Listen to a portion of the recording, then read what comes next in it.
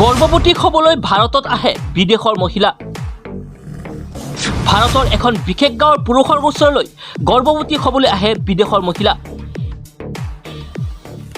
কোটি টকাৰ বিনিময়ত ভাৰতৰ পুৰুষৰ সৈতে যৌন সম্পৰ্ক স্থাপন কৰে বিদেশৰ মহিলাই। কিন্তু কিয়? জানিবলৈ চাওক এই প্ৰতিবেদন। ভাৰতবৰ্ষত বিভিন্ন ধৰণৰ সংস্কৃতি আৰু পৰম্পৰা আছে। ভাৰতৰ বিভিন্ন প্ৰান্তত যুগ যুগ ধৰি চলি অহা বহু নিয়ম নীতি আছে।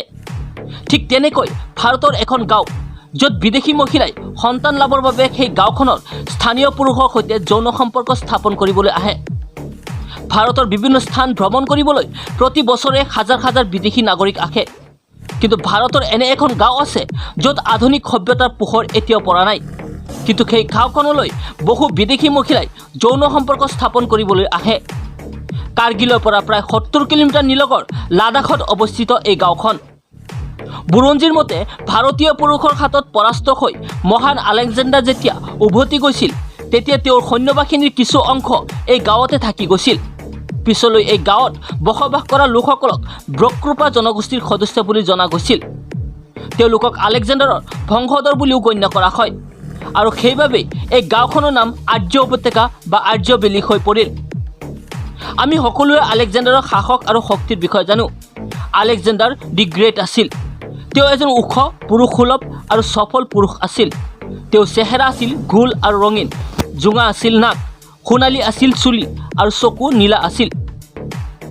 ইউৰোপৰ পৰা অহা মহিলাসকলে বিশ্বাস কৰে যে তেওঁৰ সাহসী সৈন্যসকলৰ শৰীৰতো আলেকজেণ্ডাৰৰ দৰে একে তেজ বৈ আছে।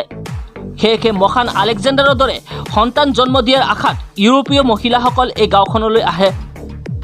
কাৰণ তেওঁলোকে বিশ্বাস যে যদি তেওঁলোকে ইয়াৰ পুৰুষৰ লগত সংগম কৰে, তেন্তে তেওঁলোকৰ সন্তান আলেকজেণ্ডাৰৰ দৰে হ'ব। যেতিয়া ইউৰোপীয়ান মহিলাসকলে এই গাঁৱৰ পুৰুষৰ লগত যৌন সম্পৰ্ক স্থাপন কৰি গৰ্ভৱতী হয়, তেতিয়া তেওঁলোকে বিনা চৰ্তে নিজৰ দেশলৈ উভতি যায়। উল্লেখযোগ্য যে আৰ্য ভেলী নামৰ এই অঞ্চলটো 5খন গাঁও মিলি গঠিত হৈছে। এই 5খন গাঁৱৰ সমাহাৰক আৰ্য ভেলী বুলি জনা যায়।